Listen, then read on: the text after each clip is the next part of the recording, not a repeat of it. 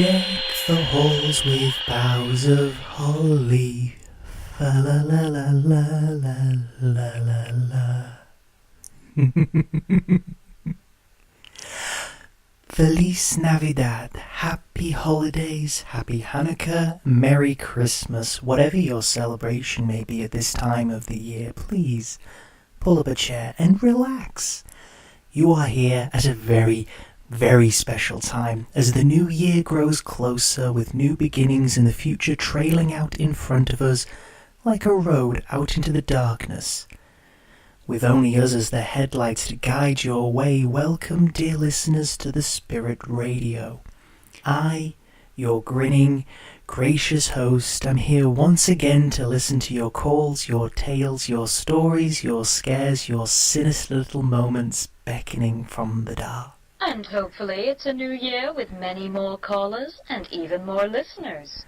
Correct, dear host? Oh yes, quite so, my dear producer. We are grateful for every passing voice in the night. And though our area of expertise is Halloween, I cannot deny that there is something special about this time of year.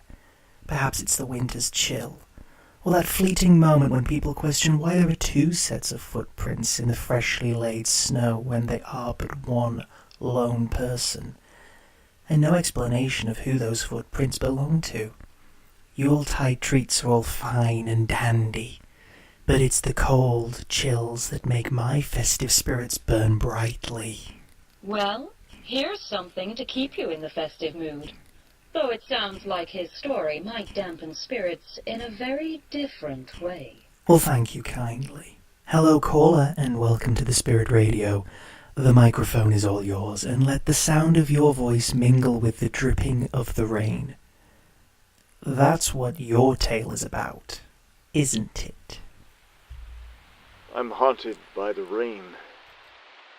I'm terrified of it because of something that happened that I'll never forget. I was heading home from work. I used to work as a bartender. Lots of late nights and early morning closings. A regular night owl. Anyway, one night I was walking home and I heard footsteps. Wet, bare footsteps slapping on the ground. I thought, who the heck's walking around barefoot in the middle of the street? So I turn around, and I don't see anything. There's no one there, but I still hear the footsteps. It's only when I look down that I can see, in the rain, wet footsteps forming for only a second. Like an invisible foot is slapping down on the ground and then disappearing. Then I hear a whisper. Help! I panic and I run. I run away. I get myself home and I pour myself the biggest whiskey I can. I turn on every light in my room along with my PlayStation and I play. I play games as long as I can. And I drink as much as I can until I'm not doing much of either. And eventually I just collapse and sleep on the couch. The next day, it was still raining. I show up for work and everything's fine, aside from my hangover. I tell one of my coworkers about seeing something in the rain, and they shrug it off. Must be your imagination. I tried to get home without seeing anything. Maybe if I just turned my collar up, put my head down, I'd be okay. Nope. I hear it again. I don't want to turn around. This time the sound of the steps are quicker. I glance over my shoulder and think, maybe there'll be something there this time. Oh, there was something there, all right. It was a figure standing in the rain. But I couldn't see it. The rain was hitting something. I could see where the water landed and flattened, giving the impression of a body, but beneath those points of impact there was nothing. It reached out with what I thought was an arm, and again a voice said, "Help us." It contorted and twisted, and then suddenly it was as though it had vanished. and the raindrops that had gathered on the figure fell to the ground with a splat. I remember that sound. I remember it was like someone had just chucked a glass of water right out of the window into the pouring rain. You could blanket out all the other noises in the world with that rain, but I heard that. I heard that water smack to the ground. I tried to call in sick the next day, but the old lady was saying, "Please, we need someone in. It's a very important event." She promised to pay me double, and I was behind on my rent, so I needed that extra money. I thought if I paid a little bit extra, that'd help smooth things over with my landlord. I'll pay a little bit in advance, and that way, if there's another delay, at least I'm ahead of the game, right? You might think it weird that I was being so logical, but I was trying to blame what I'd seen on anything. Stress, nerves, anxiety, any one of these things that your mind can use to play games with you. Okay, yes, that's what happens in things like Christmas Carol and all those cheesy old movies, but it's true. You try and rationalize things like they do in all the horror movies when they say, "Oh no, it's probably this, it's probably that." And I was trying to do the same thing. Maybe someone had thrown a glass of water out of a window. Maybe I was just tired and fatigued. Maybe I needed to get myself a pair of glasses, I don't know. Anyway, I lock up for the night, and yet another frickin' downpour. And I try going a different route home. I start out, but as I'm about to turn the corner, I see something familiar. The figure is standing there. I can see it glaring at me. I can sense its fury. I turn and I try and go back the other way, but I see it again. It's more solid this time, more clear. It's a woman. No, a girl. I start to panic, and in my confusion, I end up back on the same path home I take every night. I get to the end of it, and somehow she's there. She's a girl in a blazer, skirt, and boots. No, not boots. Bloodied feet. Her legs and feet are bloodied, and she's glaring at me with so much anger in her face. She lunges at me. Her mouth opens, and there's nothing in there. I can just hear this gargling sound of rain, of water sloshing in her lungs. I turn and try to sprint, but my feet slip. I'm only wearing dress shoes. There's no way I can get any grip. I trip and stumble, and my body falls against a doorway. I collapse into it, and the door is flung open by my weight. There's a staircase leading up, but when I gain my feet and look back, there's no one there. Some latecomers from the bar had seen me. They'd been stumbling away, but when they saw me and how spooked I was, they thought they should check if I was okay. They saw me trip and fall into the doorway. They were laughing, thinking, "Oh, he must have had a few after hours." But when they saw the look on my face, they all sobered up, especially when they saw the blood on the staircase. That's when we called the police, and it was the police that went upstairs and made the gruesome discovery. The staircase led up to a small apartment above the stores. This one had been an office at some point and had been abandoned. Inside was the recently deceased body of a young girl, and in her arms, cradled in a blazer, was a baby. Police didn't know what to think. We didn't know what to think. The baby was alive, but very weak. The young girl had only passed a little while ago, hours, maybe, minutes. She would have still been alive the past 2 days. From what I could find out, she'd been in a relationship with her stepbrother, a relationship that had been abusive. She was smarter than him and had better grades, and he'd punished her for that. One result of that abuse was that she'd gotten pregnant.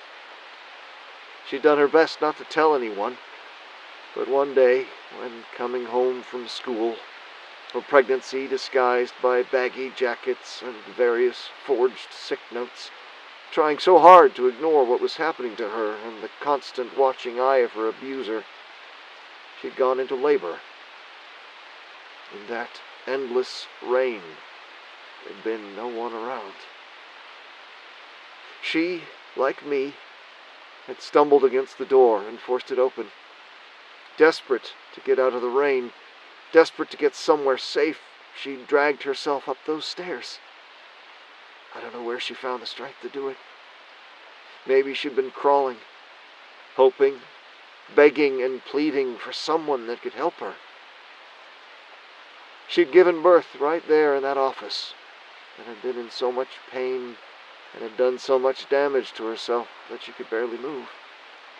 And even if she could, where would she go? I'm speculating, I guess, about whatever it was that kept her there.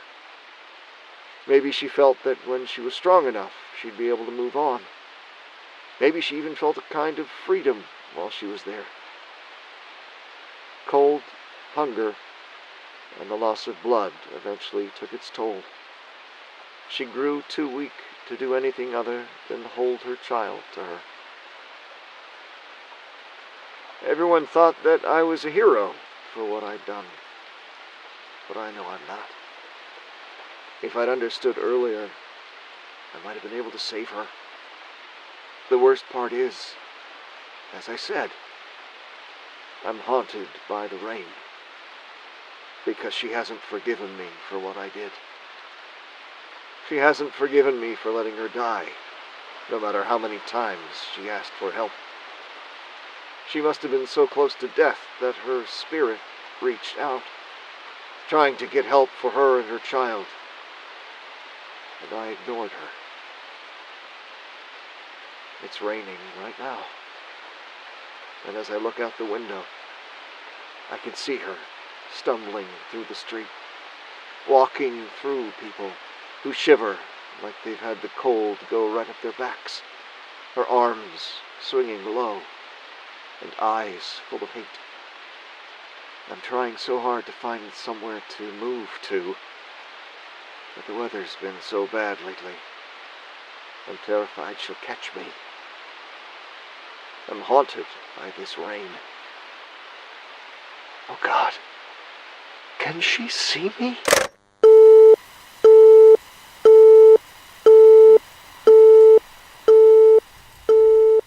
Whatever the weather, whatever the time, spirits never forgive. They never forget. And they can be very, very vengeful, whether you deserve it or not.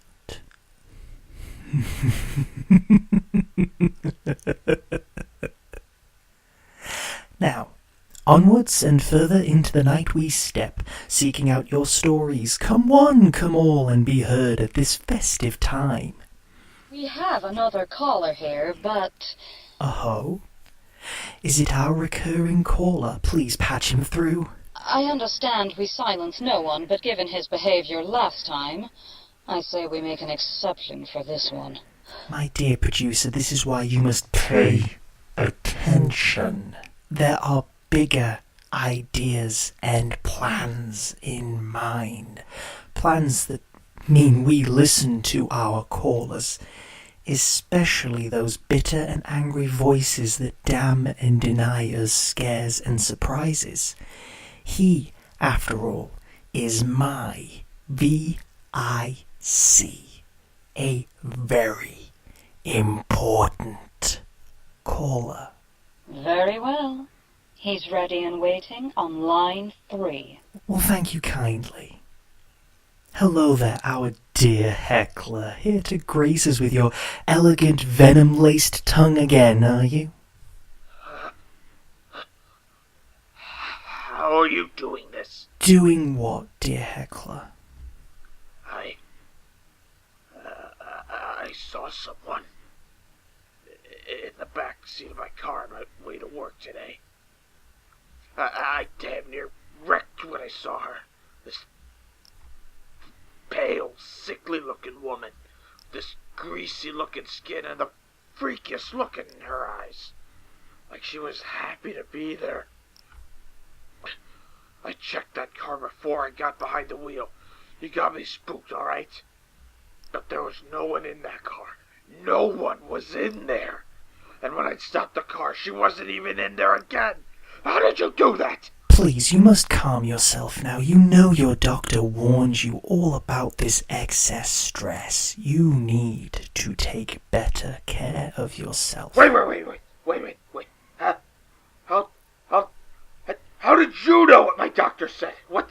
Screw that!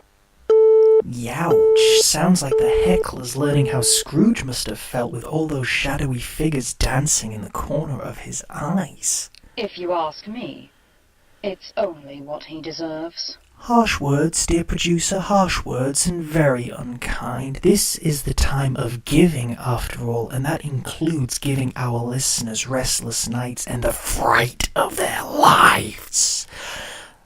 That is the best gift we can give you, after all. It's why you're here, listening, waiting, willing to share, and we give you that precious chance to be heard when so many would dismiss you. Not I, your glorious host, for now you are... yes, producer? Host, I'm sorry to interrupt you, but we have a lady here whose call seems to be very important indeed, and I think it best not to delay. Ah, I see. A special call. Please put her on the air. Hello, dear caller. The microphone is yours. You must be desperate to be heard, to be in such a state. Go on. We are here, eagerly awaiting your tale of terror. Oh, God, thank you. I've finally been able to get through. Please, every time I would turn on the radio, I would just catch the end of your broadcast, and I would try to dial the phone, but it was always like you were disappearing, just out of touch. Please, so much has disappeared from my life. So much has vanished. I'm begging. I'm pleading with you. I need someone to talk to. I need someone to listen. I need someone to hear my story. Please. Okay, please listen to me. When I was a teenager, I'd been pretty popular when I was a young kid. I was relatively popular, but in that cute way that everyone is. I had toys that people wanted to play with, and everyone would come round to my house, and we'd have so much fun, but the trouble is when you're a teenager, jealousy starts to rear its ugly head, and that's what started to happen. People that used to be friends with me didn't want to be friends with me anymore. I didn't... I wanted to have friendships. I didn't want to be someone who was being judged on whether I was sleeping with someone or not sleeping with someone or any of that kind of stuff. I still wanted to cling to my childhood a little bit longer. Well, I was somewhat lucky, and there was a girl who transferred into our school. She was a pretty little thing in a purple dress and with this wry little smirk on her lips, and she introduced herself as Angela. And she used to say, "Please call me Angel." Oh God, she used to get so much mockery for that. She used to get teased and bullied because of the purple dress and the clothes that she would sort of wear.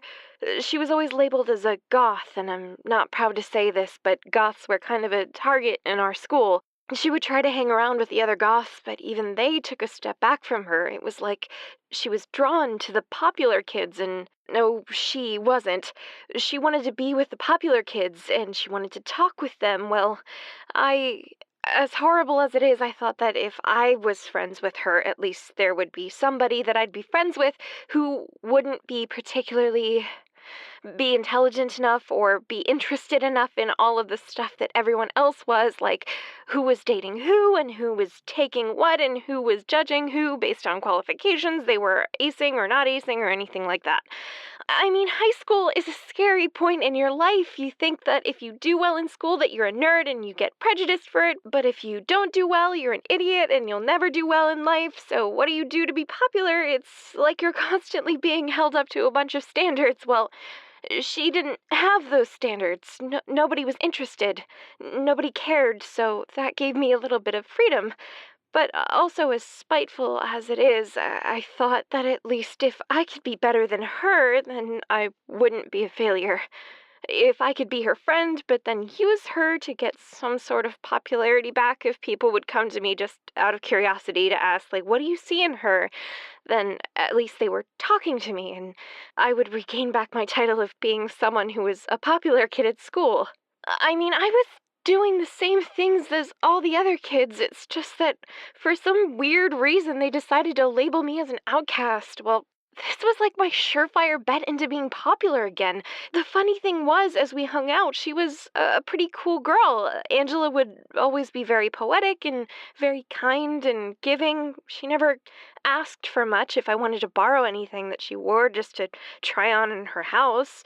She would always let me, and I was always surprised by that because even though she always looked rather petite next to me, all of her clothes seemed to fit me. They always seemed to fit and hang in the right way, and I guessed maybe it was some sort of different dress design that meant that she could wear the same clothes because I had at least 5 extra inches of height on her, and I had quite a nice figure, but I had a little bit of pudge on the stomach as well, even though I had the hips.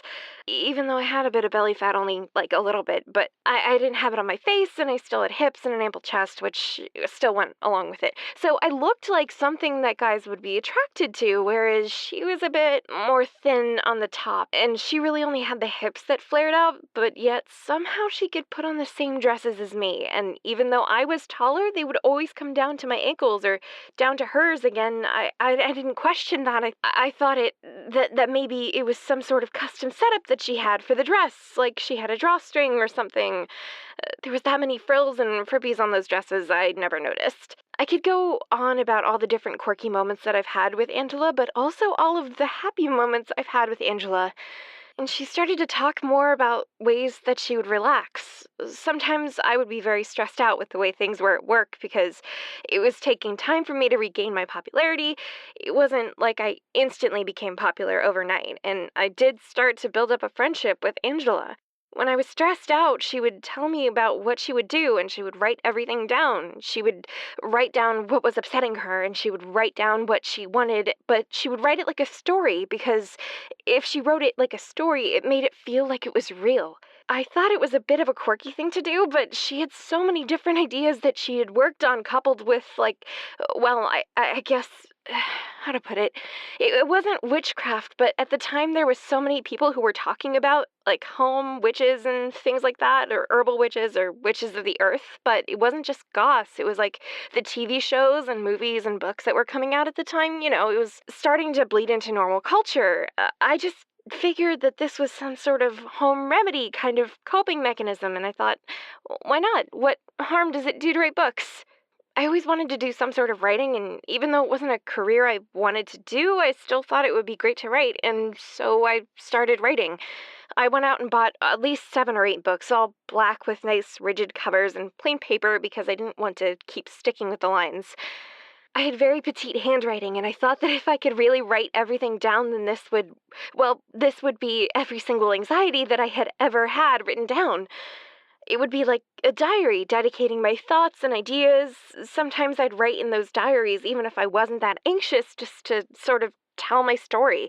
It was strange. It was like I was writing myself as a character in my own story. I would be able to plan out responses. If someone had said something insulting to me, I could go back and write it down, and I could practice my lines and say as a quip or a response. I wanted so badly to be the best that I was writing the best me in the book. I even wrote the times I had manipulated Angela into letting me borrow books and copy homework, feign a sick note by copying one that she'd had from the doctor. Things is that if I had a sick note from one doctor and she had a sick note from another doctor, if I got my note in first rather than both of us be off, I could be off, and I'd have that bit of freedom away from her. So even though she was one of my closest friends, I started to look for ways to beat out Angela.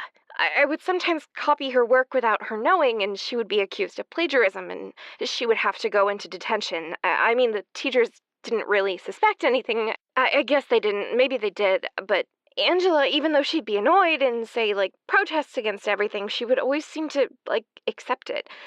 One day she came around to my house. She had some papers with her, and she said, like, is it okay if I stop over here to do a book report?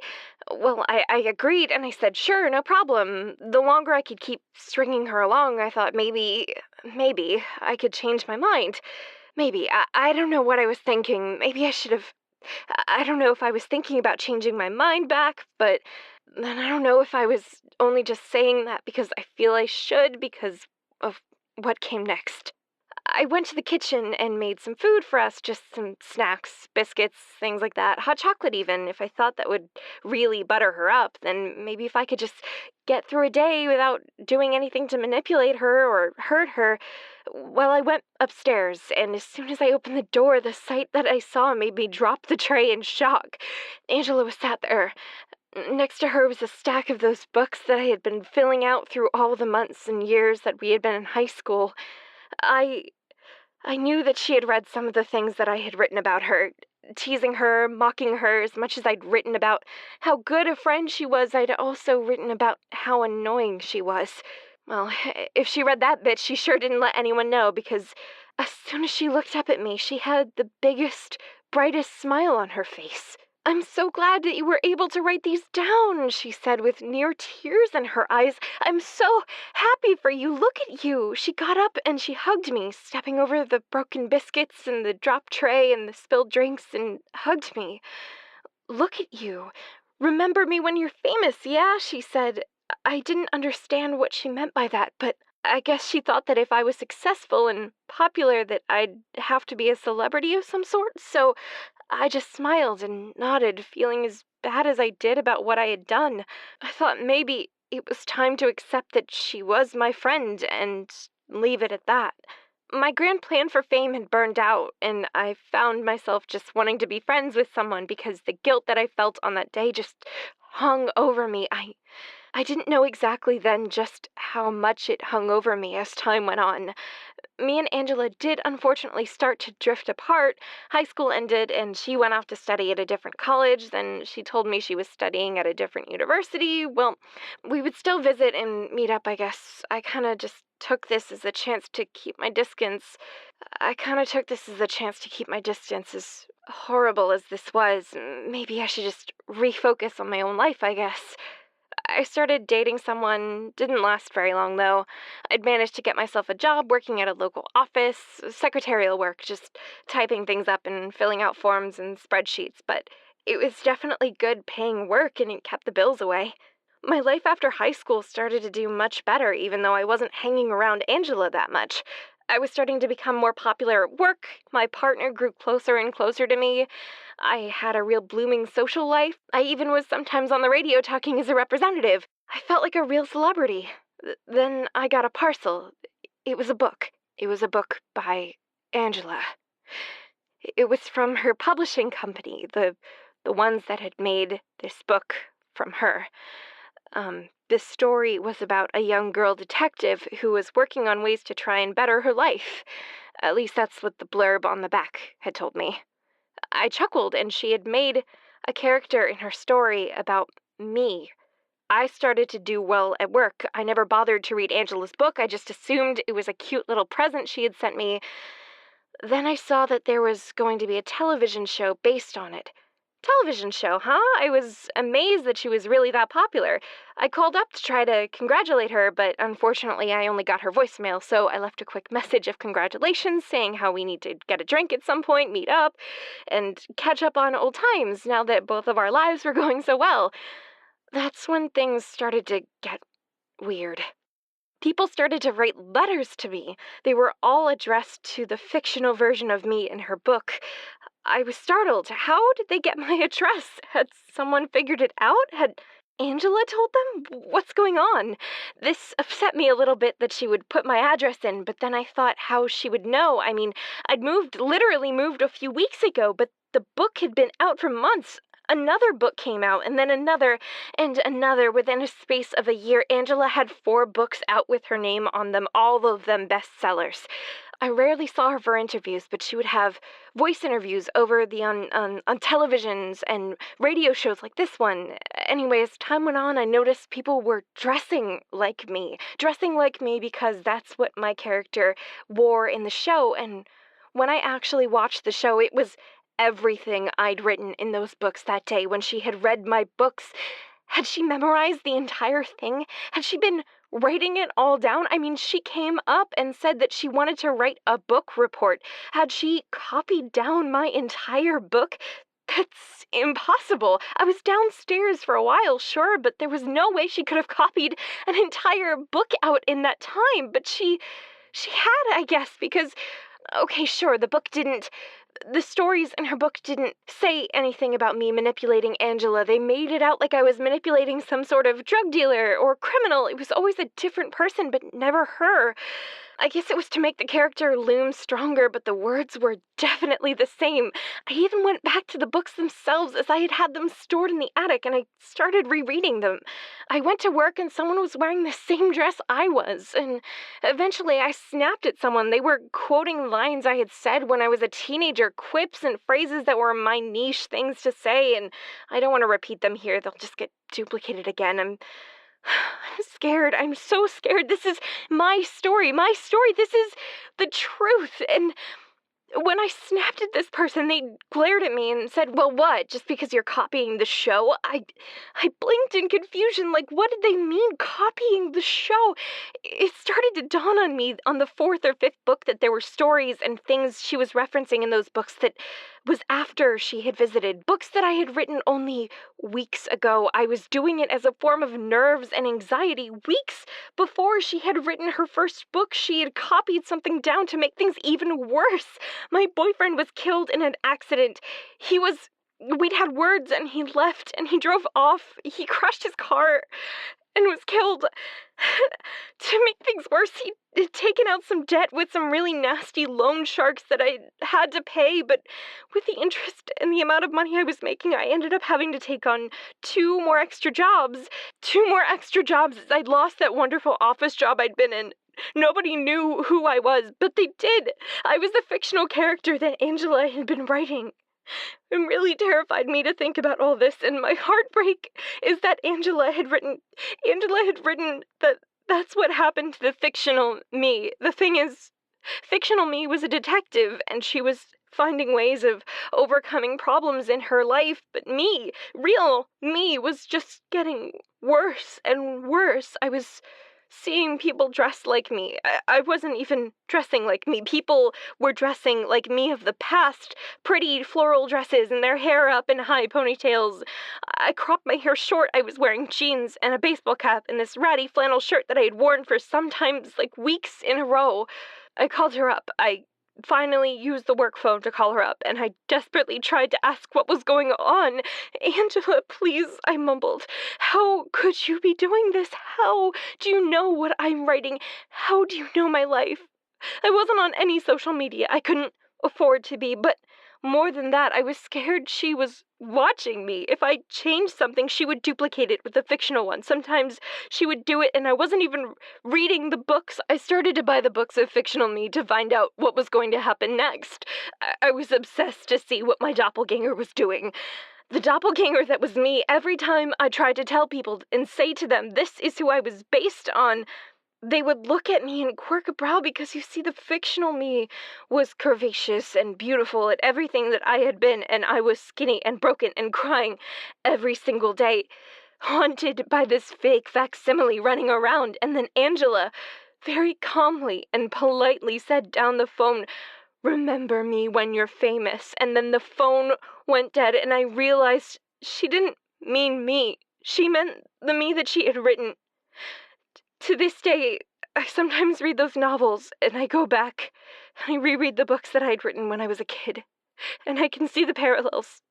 And I look out of my window, and I see Angela gets more and more famous. There's more of me out there. Even if I try to redress like me, and act like me, and sound like me, I would just be me amongst hundreds and thousands of other me's. I don't know what's going on, but I don't know how to stop it, and this is my story, and please, I'm begging you, don't silence me. Don't let the fake me become the real one. I'm not a copy of them. I'm the real one. I'm the real me.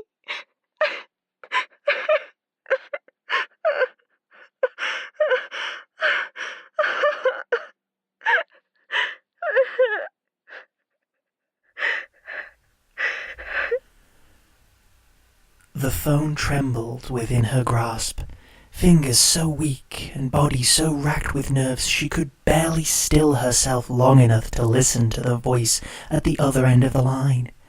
Sickening realization swept upon her, drowning her in its inky blackness, for even as escape had seemed so near, it was lost. Lost to the sound of that knowing voice on the other end of the phone. It's incredible, is it not? The power words can have. I just had to share that moment from the latest novel, fresh off the presses, yet another masterpiece by Angela Williams. She has quite a way with words, doesn't she, dear producer? I've always been a fan of her works. The way she captures characters in her writing is absolutely perfect. Most definitely. Her characters feel so positively real. It's as though they could just get up and walk right out of the pages. Then again, ink and paper is a powerful thing, and if used properly, it can ensnare the mind stronger than any cell or cage could. That, however, will have to wait. For now, we must get back to the caller who was waiting before our brief fictional interlude. I'm terribly sorry. Line 2 has been waiting all this time. They must think that this is the coldest of receptions to be given. At least the weather matches the reception, my dear caller. I am so sorry you were forced to wait. Please accept my apologies. Now, this is your time. Yours and yours alone. So just sit back and start by sharing your sinister goings-on. When I was a little girl, my mother left me and my brother and simply disappeared. I was far too young to remember, but according to my father, she had walked out on us. He'd rightfully made sure that she stayed away.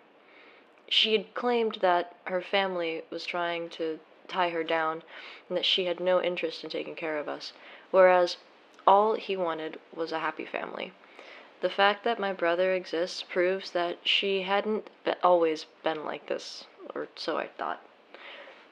Without my mother in my life, my father asked one of his coworkers to visit us routinely, just so that there was a little more stability.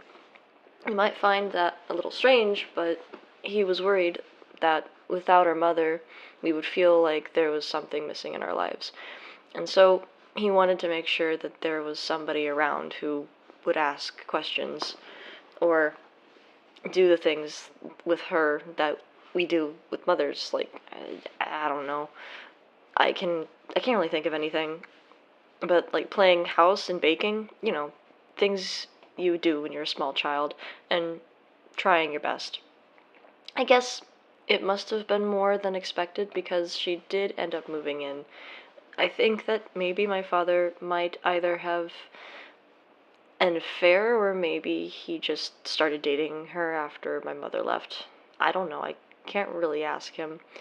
I tried, but he doesn't want to talk about it, but I'll tell you why later. She was a lovely woman with long wavy hair that cascaded down her shoulders.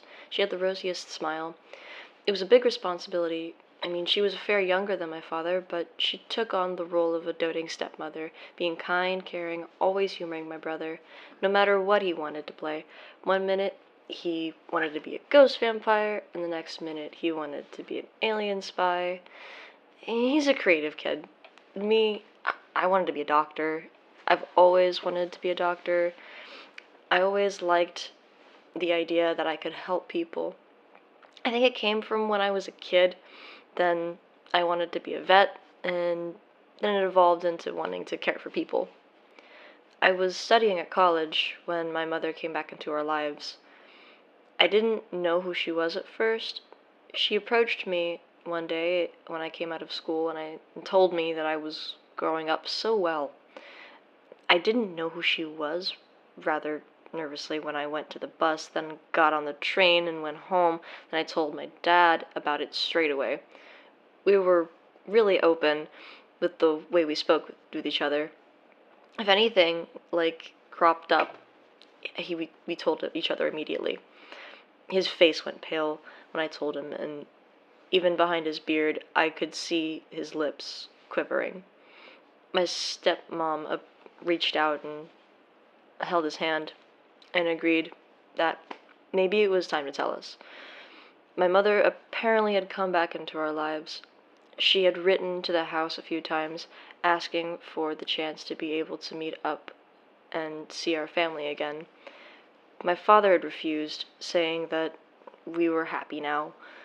She didn't need to show up. He tried to do it politely, saying so much time had passed and he wanted to spare the heartache, but I know my father.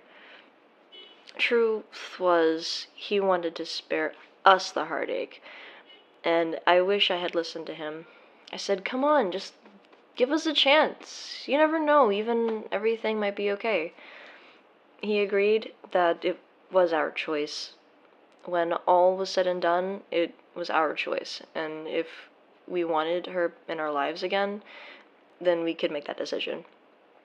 Well, the first meeting came up, and when we saw her, there was no hint of the woman she had been. She was dressed in nice pale blue, sort of like business suit, like she was going to a formal event. I guess to her, it was. She wanted to be clean and tidy and well kept. Her smile seemed odd, a bit too toothy, like she was forcing her smile, but her mannerisms and her gestures seemed very motherly. My father and my stepmother were there, and, well, we spent a long day, all hanging out and talking with each other. I asked how she knew where I went to school, and she had politely said, "Oh, I'd seen it on your back once. I passed you on the street, I was driving, and I'd recognized my little girl." At the time, I found the comment endearing, and thought, I guess she must have recognized me by my looks alone. The truth was significantly darker. She'd been driving throughout the neighborhood on multiple occasions, just keeping an eye on things, especially my father. She knew which school I went to because of the coat I wore. It was a stupid thing that the school had released for a few years, sort of merchandising, but eventually, due to the lack of interest and the fact that they were always the same sizes, they would be sold out. There were ones that people wanted and ones that people left in stock. Nobody wanted them. I had one because it was winter time, and it was one of the few places where I can get a cheap coat. It had the school logo printed on the back. All it would take was for her to just look at the coat, and it would tell her everything. We visited her routinely with my father and stepmother for several months. There was always something odd in her mannerisms, just a little strange. And I'd always feel so tired afterwards, like as soon as I got home, all I wanted to do was go to bed and sleep. I guess it was just the excitement of having a mother back in my life, but I made sure to let my stepmother know that I still loved her dearly and I still cared for her so much. One day I came to the house with my brother to find my stepmother choking on the kitchen floor. I didn't know what was wrong. I didn't know what was happening. I tried to loosen the airways, I tried to clean her breathing paths, all of it. We called the ambulance, but within a few minutes we saw her die. There was a suicide note typed on the table. She was an avid writer. Without grief, we wouldn't think anything of it. She killed herself because she was so heartbroken over the fact that our real mother had come back into our lives. We didn't know what to say. My mother attended the funeral despite my father's protests. My little brother didn't want to talk to her anymore. "You're the reason she went away," he choked out. He wasn't a kid, but he didn't want to say the obvious. "You're the reason she died." Her eyes turned into fiery coals when he said that. I saw a hate behind them I've never noticed before. But we were at a funeral, and she didn't dare make a scene. She just waited until she was lowered into the ground, and amen, that was it. My father started to go a bit off the rails. He was drinking harder and had missed a few days of work, so my mother showed up to play the happy housewife. If you won't let me come in for yourself, she'd brazenly said, then at least let me come in for the children. They need someone to take care of this place. My father still said no, but she insisted, and in his drunken state, there was very little he could do. Then the call came through. Our stepmother's grave had been vandalized. Worse than vandalized. Her head had been stolen. Yeah, crazy, but someone had stolen her head. Police assumed a few things. A grave robber for medical purposes, or a morbid dare gone far past the line of decency. We were just too mortified to cope. My father, in his grief, seemed to drink more to cope, and I felt I was watching him slip away before my eyes. I wish I could be angrier with my father, but we had just lost one of the best friends we've ever had. Every time she was in the house, I felt so tired. I wanted to go out. I used to travel on train a lot, going to the next villages over, go on the bus, and a few cities away. But that's when we started to notice things were not where we left them. At first, it was simple things, like my father used to keep his money in the kitchen drawer beneath the cutlery tray. Just a little bit, just in case of emergency. But then it wouldn't be there. His money would end up being tucked up somewhere in the cutlery closets instead, where the bowls and plates were kept, all there just folded up neatly and put to one side. Then other things started going misplaced. Me and my brother blamed it on the drunkenness, and we blamed it on each other, just not being in the right headspace for everything, but a few notes started to go missing, and because of that, the misplaced items, we didn't think anything of it. You can probably guess we were too stupid at the time to figure out. Well, the money going missing, all three of us started to turn on each other.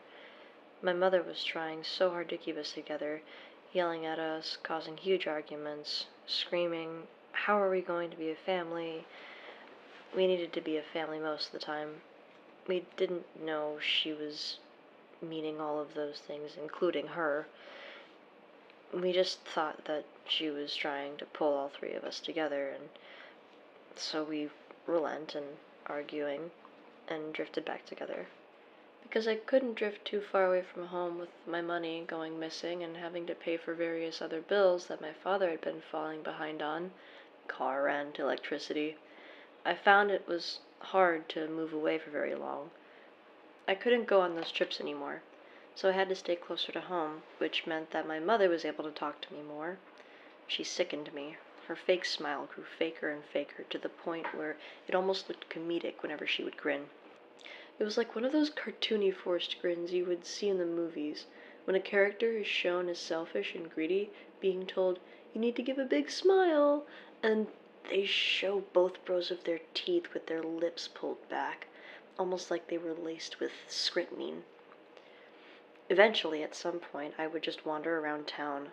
I couldn't go to any villages over, so I found myself drifting into the local goth shops. I guess they kind of suited my mood. When I was there, I began reading one of the articles. One of them stuck out to me. An energy vampire. Someone who feeds on energy of others. They're no supernatural creature, just a human being who can do that. I know it sounds like a stretch when you've heard so many stories about ghouls, demons, and ghosts, but it made sense. All of us would feel so tired around her, and she was always so narcissistic in her viewpoints.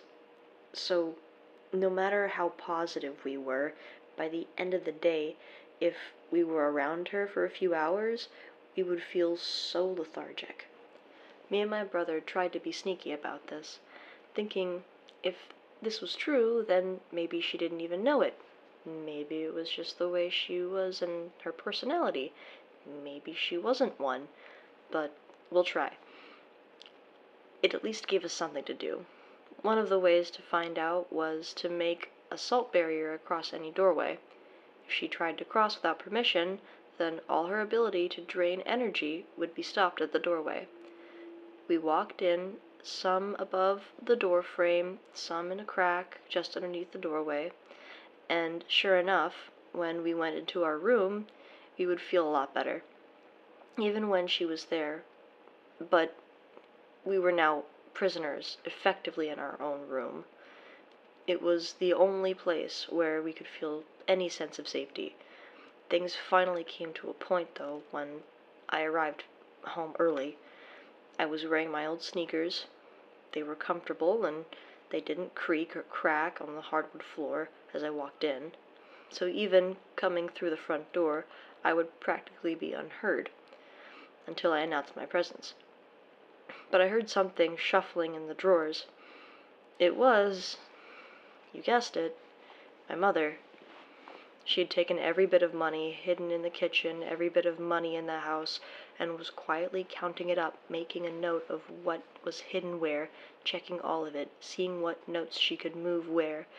If there's a 20 in one place, she'd replace it with 2 10s and move them into a different pile. It had been her. She looked up, she saw me. A murderous rage filled her face once again, and she lunged for me, screaming, "You spying little harlot! You spying little harlot! How dare you! Spying on your own mother!"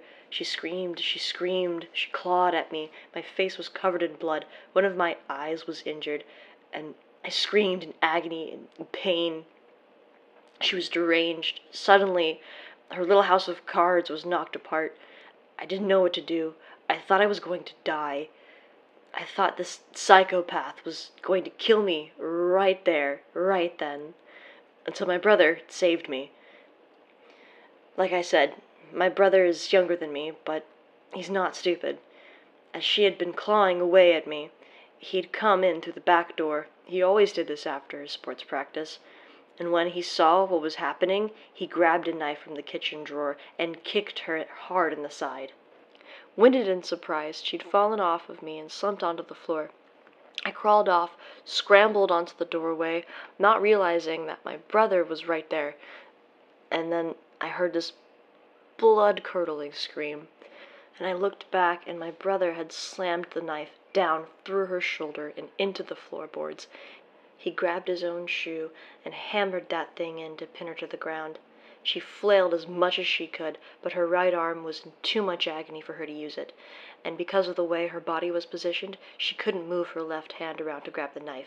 She was pinned so tightly to the floor that she couldn't even roll over or move to get any leverage.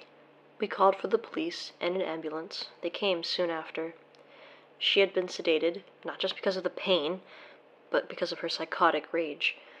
She was arrested, and my father and I pressed charges against her, finally. I lost the use of my left eye. It was ruptured from her nails dragging across it and into it. I wish I could say that the story ended here, but it didn't. My stepmother was laid to rest, as I told you, but we'd also found some poison in my mother's possession. The police checked the entire house, and the word processor that was in her room, it was a dead match. It was used to print the suicide note. They even found what was left of my stepmother's head, hidden away inside bag after bag, like a demented trophy. Police suspect that she'd stolen it to make it harder to do tests to find the true cause of death, and the courts are still chasing the paperwork to figure it out. But yes, she had murdered my stepmother, so she could come back into our lives. She had been stalking us, her little obsession, and then the final clincher happened. A few months ago, she had been released. Don't ask me why. Good behavior. Sometimes the most chilling of stories are far from the ghosts and ghouls so often shared here. Sometimes it's the things humans are capable of that really make a person's blood run cold. And I always view each of these stories with the same amusement. Clearly, we will have to bring our A game in the new year to earn our rank as the scariest and most sinister of them all. New Year is fast approaching, host. I think it's time for us to vanish for now. Oh my goodness, quite right indeed. To all our listeners, we look forward to a new year filled with more calls, more terror, and many more sinister, spooky stories for you all. For now, pour a glass of your favourite brandy, sherry, or whiskey, or wine, and relax with a different kind of spirits as the old year dies and the new year begins. Here is to many more callers, many more tales of terror, and the hopes that as the bells ring in the new year, they do not toll for you. Who knows? The next tales to be told might be your very own here on the Spirit Radio.